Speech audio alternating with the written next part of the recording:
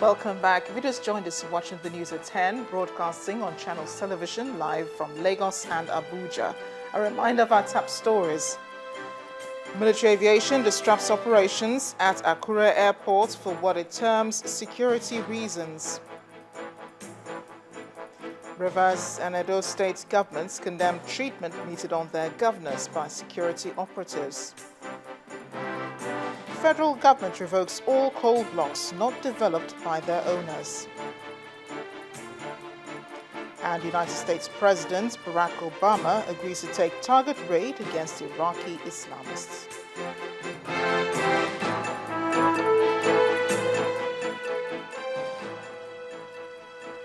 A reminder here that all our top stories can be found on our websites, channelstv.com and on youtube.com/channelsweb. But to get us on the move, visit m.channelstv.com to view us live on your mobile device. You can also download the Channels TV app for Android, iOS, and Windows phones from their respective stores. You can also interact with the Channels Eyewitness feature on our Android, iOS, and Windows 8 platforms. So if you have pictures or videos to share with us, tap the application on your device, swipe to reveal the Eyewitness menu, and follow the instructions. Handing over now to Abuja, where Gloria has more on the news at 10. Hi, Gloria. Thank you, Marachi, and welcome to the nation's capital. A federal high court sitting in Abuja has ordered the House of Representatives to refrain from inviting the Minister of Petroleum Resources, Mrs. Diezani Alison Madueke, to appear before it for the purpose of investigation or probe until the 3rd of July, when the court is expected to hear the substantive suit filed by the minister.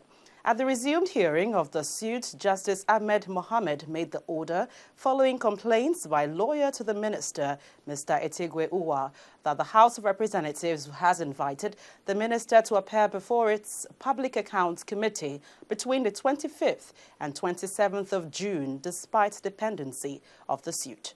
The minister, Mrs. Diezani Alison Madueke, and the Nigerian National Petroleum Corporation, NNPC, had approached the Federal High Court in Abuja for an interlocutory injunction to stop the Senate and the House of Representatives from summoning them for the purposes of giving evidence or producing any documents which relate to the official records pending the determination of the substantive suit. In an application filed by the Plaintiff's Counsel, Etigwe Uwa, the minister, is asking the court for an order to maintain status quo pending the final determination of the matter on allegation of 10 billion allegedly spent on the charter of aircrafts. They contended that the Senate and the House of Representatives could not investigate criminal matters not being courts of law. Hearing of the substantive suit has been fixed for the 3rd of July. Well, there was heated debate at the National Conference over a motion calling for more action to be taken to ensure the activities of Boko Haram insurgents do not extend to the South-South region. Well, some members, however, took exception to the motion and cautioned against steps that may be taken as discriminatory by some citizens in the country. But meanwhile, the conference has passed an amendment proposing death penalty for anybody found guilty of raping a minor. Our correspondent, Lanre Lassisi, has this report.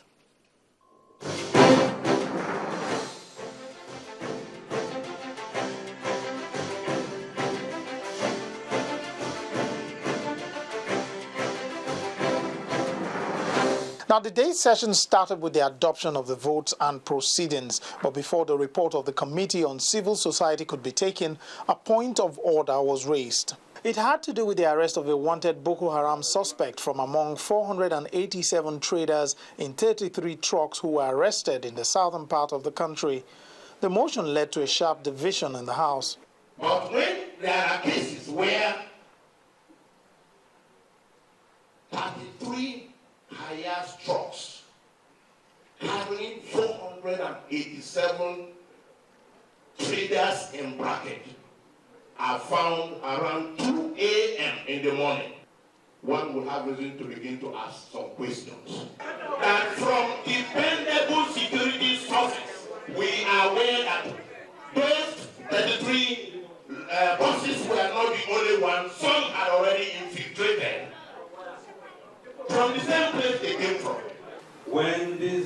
nearly 500 northerners were arrested and tagged Boko Haram. We have had all sorts of insinuations. People who were arrested in Aba, Abia, are migrant traders. This is a normal, usual.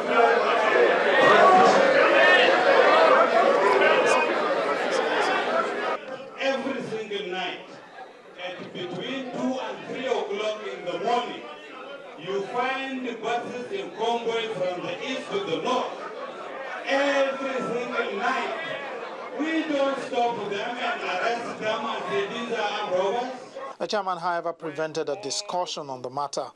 The deputy chairman used the opportunity to inform delegates on the consequence of being absent from plenary sessions. We have, at the management, received complaints from within government sources that they are worried and they are not too happy that 50% or so of our delegates don't show up for debate. They are now reminding us that there are extant government regulations that where an interventionist body is being paid sitting allowance, that it means exactly that.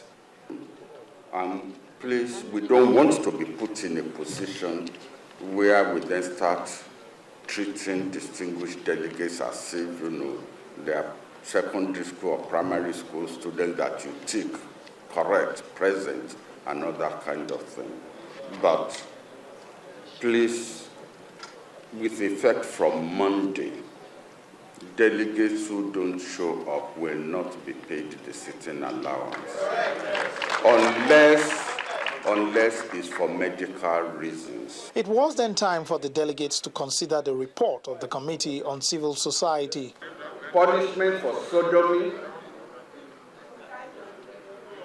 and to make provision for death penalty for rape of a young child under 2 years. All those in favor, that is what a minor. Okay.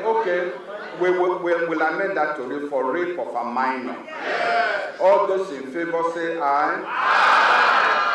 All those against say nay.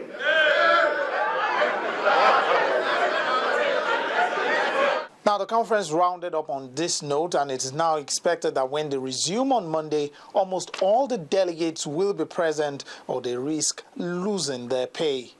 Lanre Lasisi, Channels Television News. Well, striking resident doctors and other health workers at the Lagos University Teaching Hospital Idiaraba have suspended their over 2 weeks industrial action, resuming duties today. The suspension is based on the intervention by the Ministry of Labour and Productivity, an agreement signed by both parties after most of the issues have been resolved. Well, issues surrounding the residency training, shortage of manpower, staff welfare, infrastructure, patient care and general work environment had forced the health workers to abandon their duties.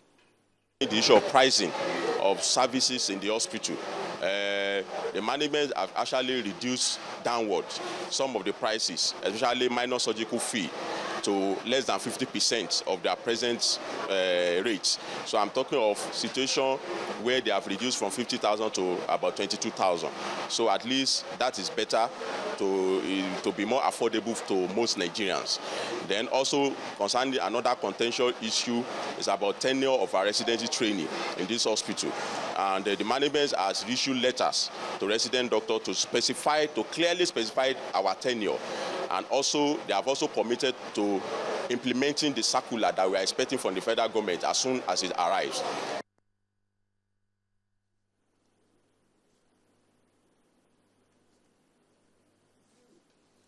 Well, lending a helping hand to the needy in the society must not be for political gain, but rather a genuine action to make life better for the beneficiaries. Well, this is a submission of the senator representing Delta Senatorial District, James Manager, at an empowerment program organized for youths in his constituency, where several items, including 100 tricycles and 200 motorcycles, were distributed to those present. On the grounds of Warri Township Stadium are several items, which includes tricycles, motorcycles and generators. These empowerment tools are to be distributed to the needy. This exercise has been put together by the senator representing the Delta Senatorial District, Mr. James Manager. It has got nothing to do with future political ambition at all. At all. Anybody who is leading any minute or whatever I'm doing now, that person is simply on his own. It's not about me.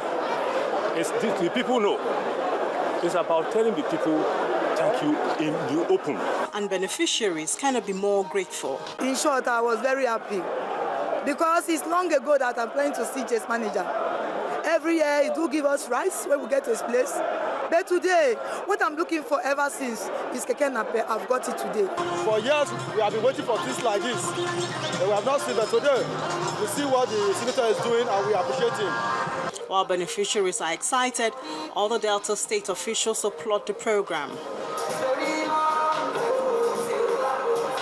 About 87 wards in this senatorial district, and therefore it affects every person, down to the grassroots, every ward and every community in Delta South Senatorial District. Through this empowerment program, life for these over 1,000 people who have been reached may be more comfortable than it's ever been. When the News at 10 returns, Nigeria is to launch a new commodities exchange to grow agribusiness. And that's in the business news. Join us again.